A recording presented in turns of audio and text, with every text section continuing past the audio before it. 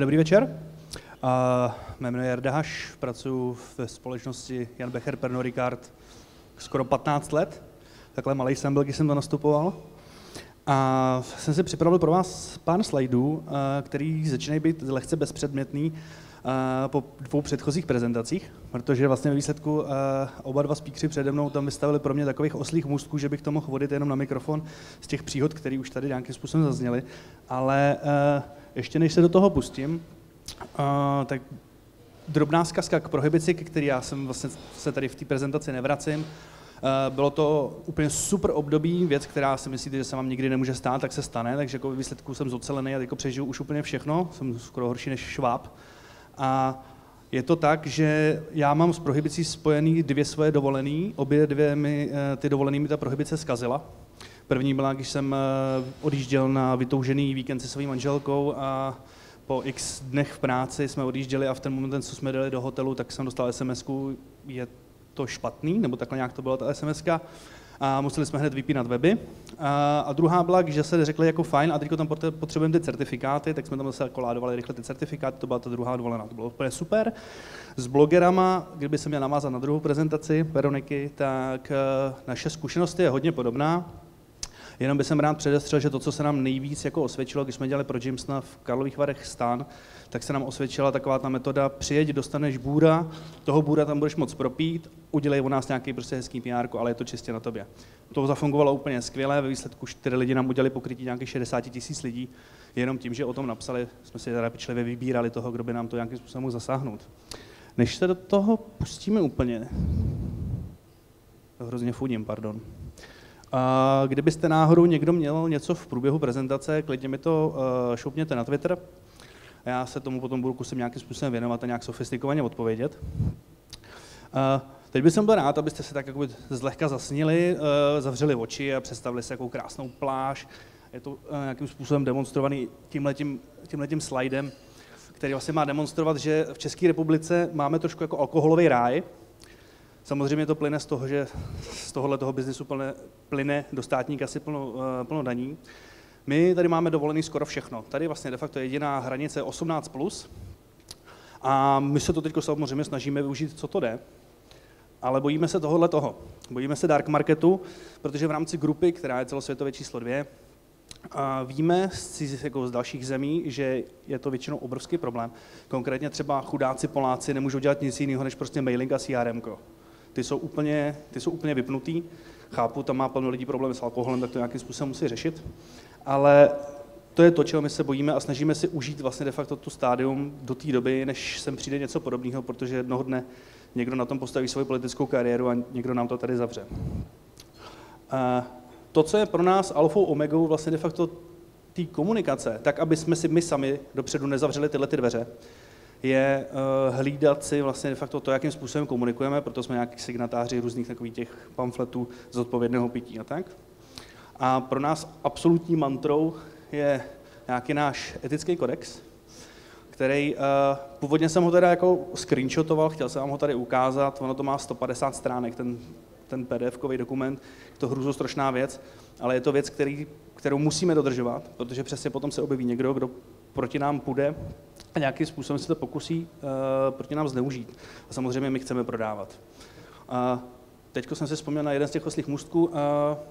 Global Wines, podle mě super prezentace, celkově jak to funguje ten online. Global Spirits to samý, my jsme se tam pokusili zaháčkovat, protože jsme měli stejný problém, že taky neprodáváme online, protože momentálně máme problém si nastavit ty ceny tak, aby ten koncový zákazník to od nás chtěl koupit a zároveň jsme si nerozhasili ty smlouvy, které máme s velkou obchodama a s dalšíma vlastně biznesama.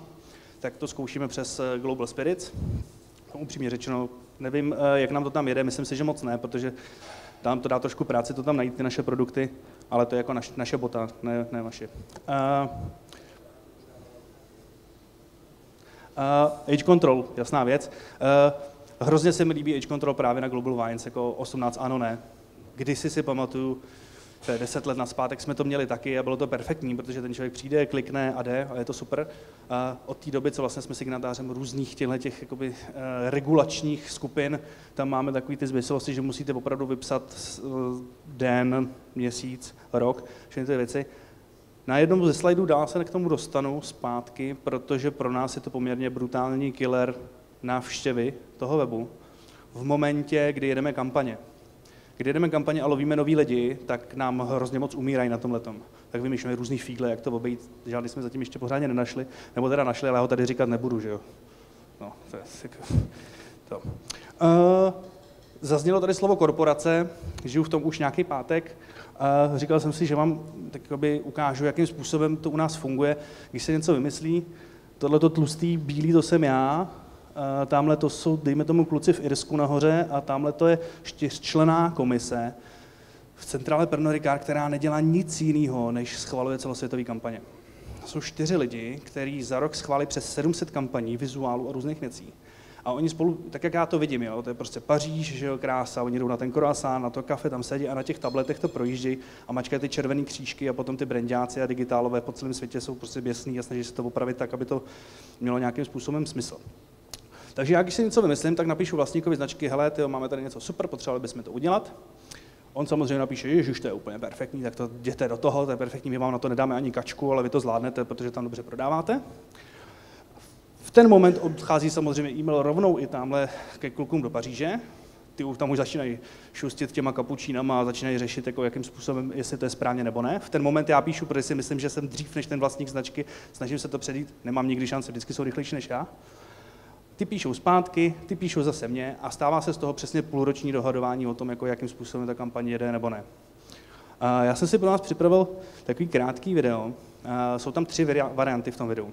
A, B, C. A představte si, že jste jeden z těch Francouzů, kteří sedí na té kávě, teď vám to přijde do mailu, a vy vidíte sérii videí a vizuálů a máte rozhodnout, co podle toho kodexu, o kterém jsem mluvil před chvilkou, je OK a co není. Já se vás potom zeptám, jako který, jestli Ačko, Bčko nebo Cčko bylo problémem, který vlastně de facto se k nám vrátil tou šipkou zpátky. Tak schválně. Žádný zvuk tam není, nebo takový, nebo ruchovej.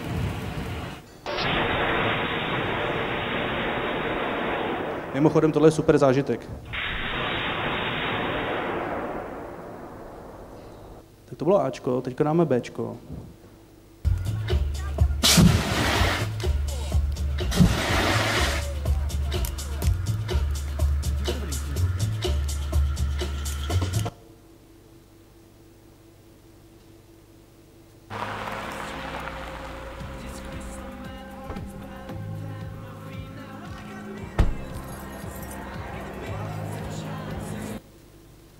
Tak schválně.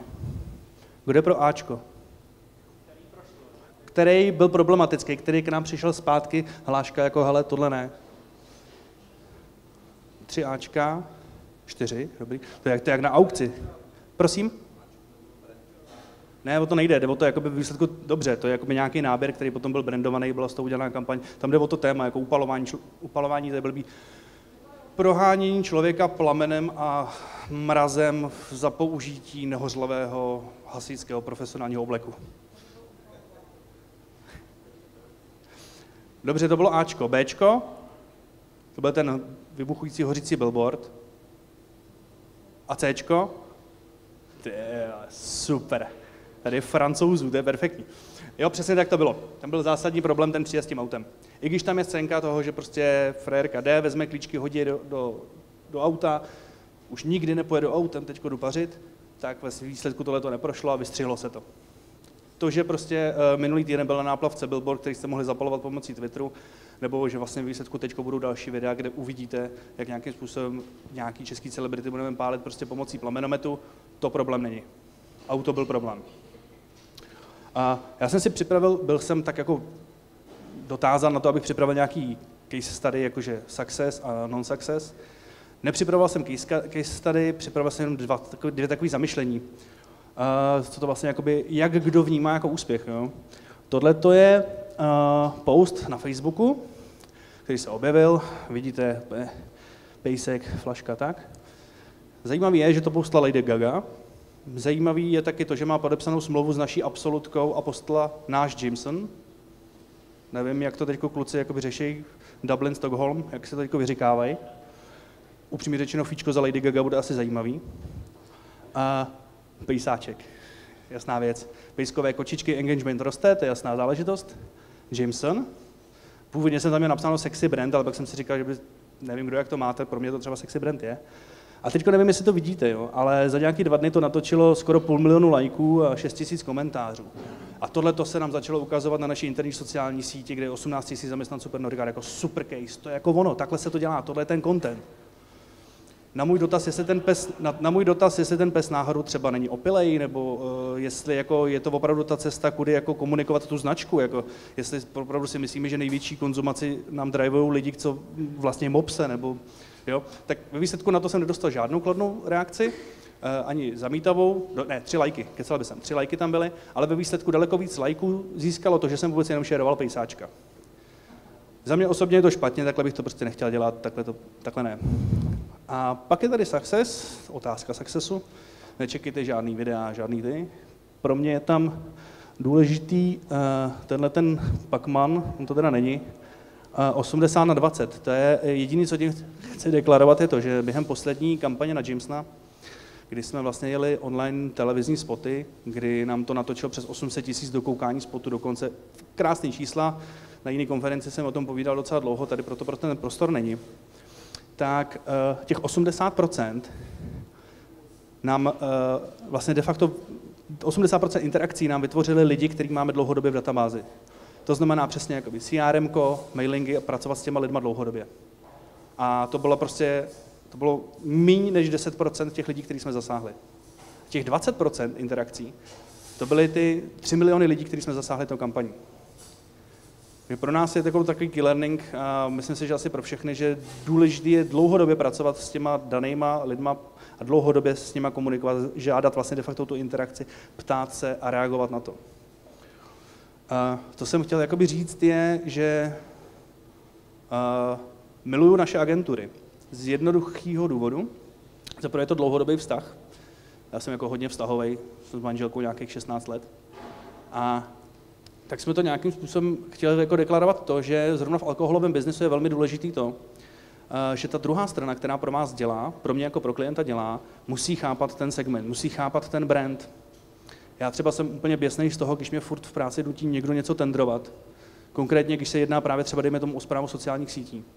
Kdy prostě já potřebuju mít na té druhé straně parťáka, který je schopný 24/7 sledovat to, že prostě paní Milada na Becherovce to nám zase něco poslala, nebo že prostě Arnoš Krutipírko na Havaně nám zase posílá fotky svého baru. A tyhle ty věci, aby jsme prostě dokázali nějakým způsobem trackovat, jak ty lidi se chovají. Je podle mě důležitý budovat ten vztah a je důležitý v uvozovkách nutit tu agenturu do toho, aby pochopila tu značku a začala s ní nějakým způsobem žít. No a to je vlastně asi tak jakoby všechno. Děkuju.